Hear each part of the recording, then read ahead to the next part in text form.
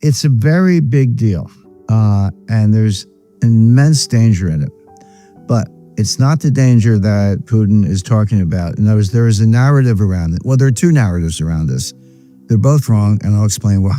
So the first narrative is, coming from the White House, also Howard Lutnick, who's a kind of a big backer of Tether, which is one of the biggest, I think, stablecoin. So what the Genius Act does, it facilitates the sponsorship and issuance of stablecoins. Maybe we should take a minute just to explain what a stablecoin is. It's a cryptocurrency, but so-called. Query whether it's a real currency, but it's a cryptocurrency. But what a stablecoin purports is that you give the sponsor $1, they give you a token or a cryptocurrency, whatever it might be, and they pledge to maintain that value. It's always going to be worth $1. So you can take your stablecoin, do whatever you want in the crypto world. But if you choose to cash it out for dollars, you get your dollar back. So put $1 in, get a one stablecoin, one token. When, as and if you want to redeem it, you redeem it and you get your dollar back. So that's the value. The biggest one is Tether, but there are a bunch of them out there. The Trump family are sponsoring new cryptocurrencies. New stablecoins. I want to be specific about stablecoins. Others are doing them. I mean, candidly, Daniel, I get 2 or 3, offering documents per week for, invest in this new, not just investing in the coin, but investing in the sponsor for the coin, the companies that are doing it. So it's everywhere. So that's what a stablecoin is. Now, so what's the big deal about stablecoins? Why are they so popular? Why are people sponsoring them? Let's look at it from both sides, the sponsor's point of view and the investor's point of view, the buyer, I should say, of the stablecoin. For the sponsor, it's easy. So you get the $1 or $1 billion or whatever it is. You issue 1 billion stablecoins, whatever. You get one for one, whatever the amount is. What do you do with the money? You buy basically treasury bills. You can buy anything you want, by the way. That's the Genius Act is part of the it's a kind of regulation, but it's a regulation that says we're not going to regulate you very much. So it's a little bit of a shield more than anything. But what the sponsors generally buy are treasury bills. Now, what's up with treasury bills? Very liquid, very large market, not very volatile, easy to sell, and if your customer wants his or her money back, you sell some treasury bills, boom, here's your money. It kind of works very well. But here's the difference. The stablecoin gets 0. You're paying no interest on the stablecoin, but the sponsor keeps the money on the treasury bills. Treasury bills yield, around 3%.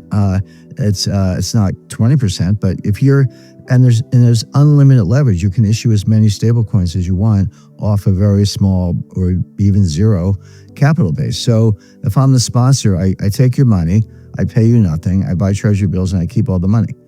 Pretty good business model. I mean, what's not unlimited leverage, pure profit, no return to the investor, and very low operating costs. You need you need a server network, and you need some computer coding, but not much more than that, and infinitely scalable. So it's just free money for the sponsor. So you can understand why sponsors want to jump into this. They pay the customer nothing, and they keep all the money. Pretty good deal. So that's from the sponsor's point of view. Why would the customer be attracted to this? Why would you buy a stablecoin if you're not going to get any return? I can buy stocks or gold or bonds. I can buy a lot of stuff and get some kind of return, or at least a capital gain. But why would you buy it if you don't get any return? The answer is that the stablecoin itself is the token that you use in crypto world. The vast majority of all the Bitcoin purchased are purchased with Tether. So in other words, people buy Tether. It's like, okay, you don't have any return. Okay, because it's always worth $1. There's no yield, but it's always worth $1. So you take the Tether and buy Bitcoin or Ripple or any other cryptocurrency you want. Solana. I mean, there's thousands of them. So stable coins, Tether in particular, are the currency of the realm in the crypto world, and they're used to buy other cryptocurrencies. And of course, if you buy Bitcoin and it goes up, you make money on the Bitcoin. So people don't care if they don't get a yield on the stable coin itself, because they get out of them pretty quickly to buy other cryptos. And of course, the sponsor, as I mentioned, is making all the money. So It works for the customer because it's currency in crypto world, and it works for the sponsor because they keep all the money. So that's what's driving. Those are the economics driving this proliferation of stablecoins. So what are the problems? What's the danger here? Well, Russia says that, hey, U.S. And other critics have said the same thing. The other narrative is, hey, United States, you got $37 trillion of debt. Your debt to GDP ratio is out of control. Your deficits are out of control. Right. The dollar's going down. Foreign countries are dumping dollars, dumping treasuries. Right. Everybody's getting out of the dollar. And you've found a new way to prop up the Treasury securities market by allowing the Genius Act, allowing these stable coins. If the money is used to buy Treasury bills, you've found a way to keep issuing Treasury bills and prop up the Treasury market, even as the world is dumping dollars and getting out of Treasuries.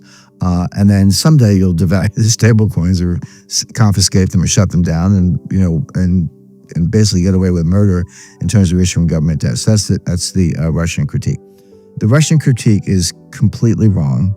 Here's why. First of all, it's not true that the world is dumping treasuries. It's just not true. The Treasury issues a monthly report called the TIC report. I think it's Treasury International. I forget what the C stands for, but basically, it's a spreadsheet of all the Treasury securities owned by all the foreign central banks and finance ministries. And it's publicly available. It comes out once a month. It's pretty current. You can look at it. It does not show big reductions in Treasury securities held by foreign central banks, China in particular. A year ago, there was a little downtrend, but it's been very stable lately. So using hard Treasury data, not rumors, not narratives, but hard data from the Treasury, it is not true that foreign countries are dumping U.S. Treasuries. Now, to the extent that they went down a little bit, maybe a year ago, that does not, they do sell treasuries from time to time. Mostly they roll them over. They mature and they take the money and they buy new ones. They're not dumping treasury, but to the extent that they do, that is not a sign of getting out of the dollar. What that means is that there is actually a dollar shortage. And this is what people don't understand. When central banks, they say, the dollar is 60% of global reserves. It's not actually the dollar. It's treasury securities denominated in dollars.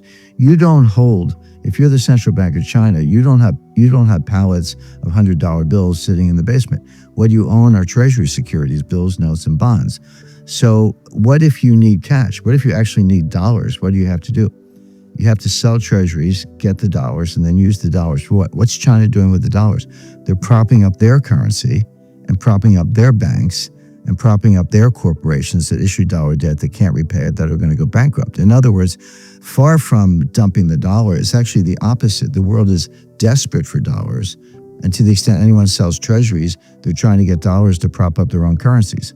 So that whole dumping the treasury narrative is just wrong.